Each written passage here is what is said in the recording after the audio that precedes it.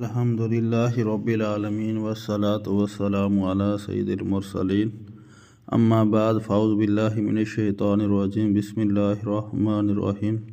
حضرت عبداللہ بن عمر فرماتے ہیں کہ رسول اللہ صلی اللہ علیہ وآلہ وسلم کے سامنے میرے روزوں کا ذکر کیا گیا تو آپ صلی اللہ علیہ وآلہ وسلم میری طرف تشریف لائے۔ میں نے آپ صلی اللہ علیہ وآلہ وسلم کے لیے چمڑے کا گدا بچھایا جس میں کھجور کی چھال بھری ہوئی تھی، تو آپ صلی اللہ علیہ وآلہ وسلم زمین پر بیٹھ گئے اور وہ گدا میرے اور آپ صلی اللہ علیہ وآلہ وسلم کے درمیان تھا۔ تو آپ نے فرمایا، کیا تجھے ہر مہینے 3 دن کے روزے کافی نہیں ہیں؟ میں نے عرض کیا، اے اللہ کے رسول۔ آپ نے فرمایا 5۔ میں نے عرض کیا، اے اللہ کے رسول۔ آپ صلی اللہ علیہ وآلہ وسلم نے فرمایا 7۔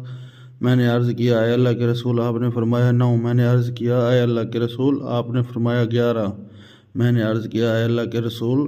تو نبی صلی اللہ علیہ وسلم نے فرمایا کہ حضرت داؤد کے روزوں سے بڑھ کر اور کوئی روزہ نہیں کہ انہوں نے آدھا زمانہ روزہ رکھے، وہ ایک دن روزہ رکھتے اور ایک دن وہ افطار کرتے۔